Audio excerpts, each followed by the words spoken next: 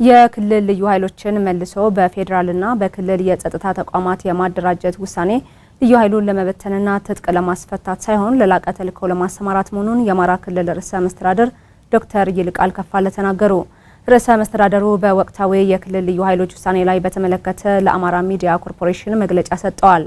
በሀገር ደረጃ በየክልሎች የሚገኙ ልዩ ኃይሎችን በፌዴራልና በክልል የጸጥታ ተቋማት የማደራጀት ውሳኔ በፌዴራል መንግስትና በሁሉም የክልል መንግስታት ስምምነት መከናወኑን ያስታወቁት ርዕሰ መስተዳድሩ ለህዝቡ ሙሉ መረጃ ለመሰጠቱና የህዝቡን ሰላም የማይፈልጉ ኃይሎች በሚያሰራጩት የተዛባ መረጃ ልዩ ኃይሉና ህዝቡ ላይ ውዥንብር መፍጠሩን አስተዋል።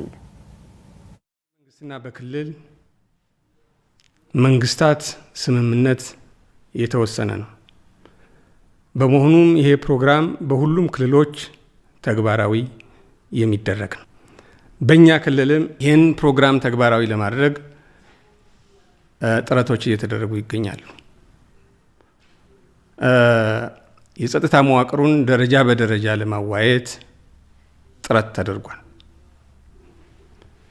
ሆኖም ግን አስቀድሞ በተሰራው አጥፊ ፕሮፓጋንዳ ስራ በልዩ ኃይል አባላችን ላይ በአጠቃላይ ህዝባችን ላይ ልዩ ኃይል ትጥቅ ሊፈታ ነው፣ ልዩ ኃይል ሊበተን ነው የሚል ቅስቀሳ በመደረጉ ውይይቱ ከመጠናቀቁ በፊት በአንዳንድ የልዩ ኃይል አካባቢዎች ከካምፕ የመውጣት እንቅስቃሴ ታይቷል።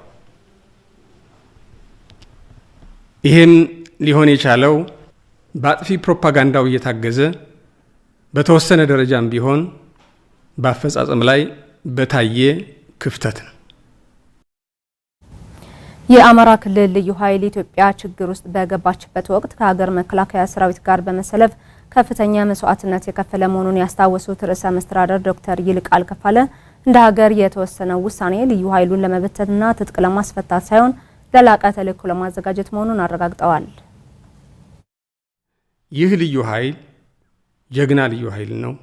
መስዋዕትነት የከፈለ ልዩ ኃይል ነው። ከመከላከያ ሰራዊታችን ጋር ሆኖ የሀገርን ህልውና እና ሉዓላዊነት ያስከበረ ልዩ ኃይል ነው። ስለሆነም ይህ ልዩ ኃይል የሚበተን ትጥቅ የሚፈታ አይደለም። ይልቁንም በላቅ አደረጃጀት በፌዴራል የጸጥታ መዋቅሮች እና የክልል መዋቅሮች ገብቶ ኃላፊነቱን እንዲወጣ የሚያስችል ነው። በዚህ መንፈስ መላው የልዩ ኃይል አባላችን ተገንዝቦ አሁንም ለቀረበለት ቀጣይ የአደረጃጀት ለውጥና የላቀ ተልዕኮ ዝግጁነቱን በቁርጠኝነት ማሳየት ይገባዋል ብዬ አስባለሁ። በአጠቃላይ ሲታይ ግን ዓላማው የሀገር አንድነትን የሚያጸና አብሮነትን የሚያስቀጥል እና የጸጥታ መዋቅራችን በክልልም በፌዴራልም የተናበበና ህግን መሰረት የሆነ እንዲሆን የሚያደርግ ነው። የአማራ ክልል ልዩ ኃይልን መልሶ ለማደራጀት እየተከናወነ ያለውን እንቅስቃሴ በተዛባ መረጃ በመረዳት በአንዳንድ ከተሞች የተሽከርካሪ እንቅስቃሴ መገደብ መስተዋሉን የገለጹት ርዕሰ መስተዳድሩ በጦርነት የቆየን ክልል ወደ ጥፋት ለመክተት የሚደረጉ እንቅስቃሴዎች ተገቢነት የላቸውም ብለዋል። ካለው የመረጃ ክፍተት በአንዳንድ ከተሞች አካባቢ የሰላማዊ ሰልፍ እንቅስቃሴ፣ የአድማ ጥሪ እና የሰዎችና የተሽከርካሪዎች እንቅስቃሴን የመገደብ አዝማሚያዎች እየታዩ ናቸው። እነዚህን አዝማሚያዎች የየአካባቢው ህብረተሰብ በአጠቃላይ የአማራ ክልል ህዝብ በጽሞና ሊመለከታቸው ይገባል። በአጠቃላይ በውጤቱ ሲመዘን ለአማራ ክልል ህዝብ ሰላምም ኢኮኖሚ ልማትም አውዳሚና አክሳሪ እንጂ የሚያተርፉ አይደሉም።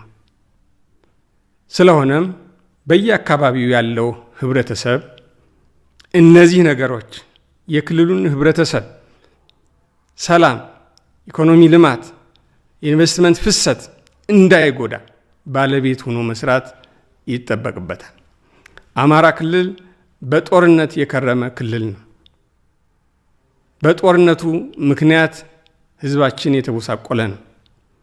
በጦርነቱ ምክንያት የተጎዳውን መሰረተ ልማት እና የህብረተሰብ ክፍል ገና ማገገም አልቻለም።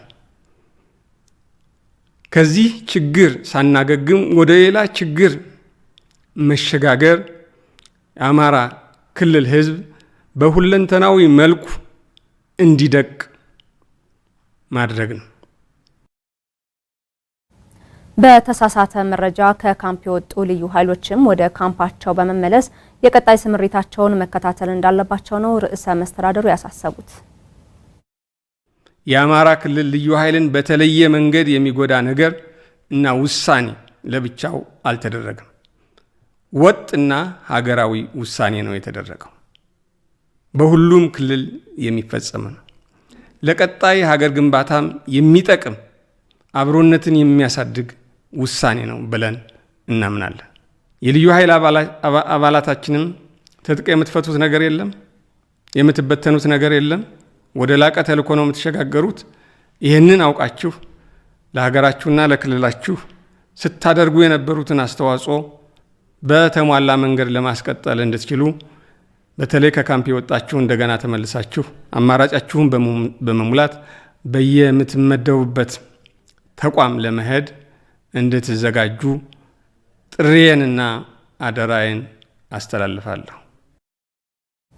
የህዝቡን ሰላም የሚያውኩ እንቅስቃሴዎችን በአስተዋይነትና በውይይት ለመፍታት የሃይማኖት አባቶች፣ የሀገር ሽማግሌዎችና ወጣቶች እያደረጉት ያለውን ጥረት አጠናክረው እንዲቀጥሉም ርዕሰ መስተዳድሩ ጥሪ አቅርበዋል።